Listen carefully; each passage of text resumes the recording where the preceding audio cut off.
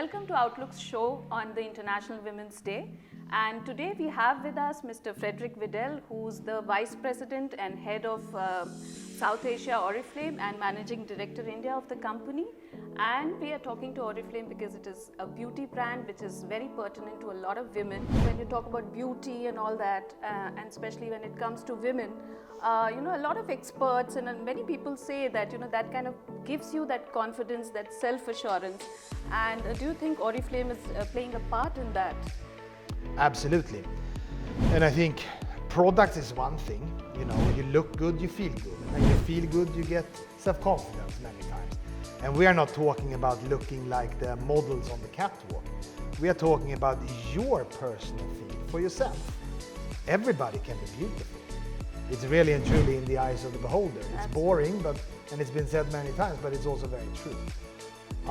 When it comes to our business of creating entrepreneurs, I've been with Oriflame for nearly 15 years now, and in very, very many different countries around the world. And I think we see this transformation happening all the time. For instance, a housewife joins our business and she attends the trainings that we conduct, and we can help her slowly but surely get into how do you start a small business, what do you need to do, and 3-4 years later she's making her own money, she becomes much less dependent, and by becoming less dependent she becomes more empowered.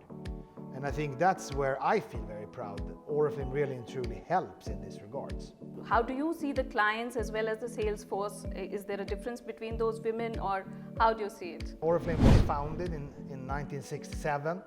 One of the core principles of the business plan was to offer an entrepreneurial platform for anybody.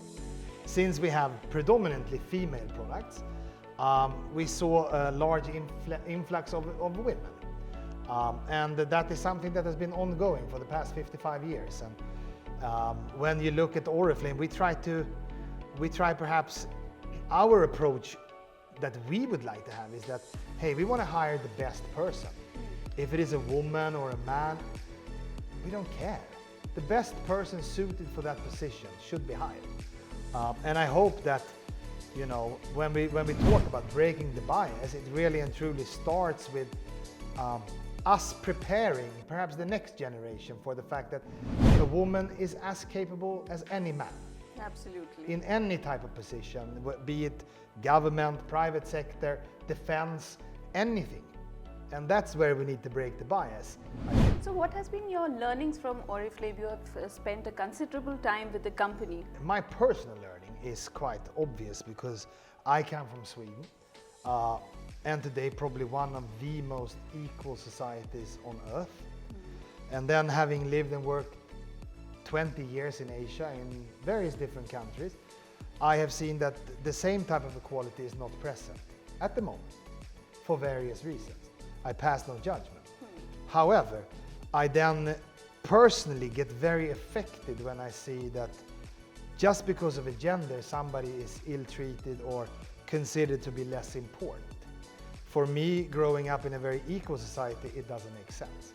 So therefore, this topic has become very close to my heart. What are your takeaways overall for women? What are your tips for them? Some of the tips for success, for other things, how they can develop themselves? My sincere advice is don't care too much about what other people think about you. Do what you want to do. It is your life. It is not the life of your parents. It is not the life of your husband. It's your life. You should be able to control your own destiny and your own choices. That was quite well put in short words, Mr. Widell. Thank you. And thank you so much for this chat and talking to our viewers about what women can do, how they can move ahead in their lives, and how corporations are really helping them do it in small ways, if not big. Thanks a lot. Thank you.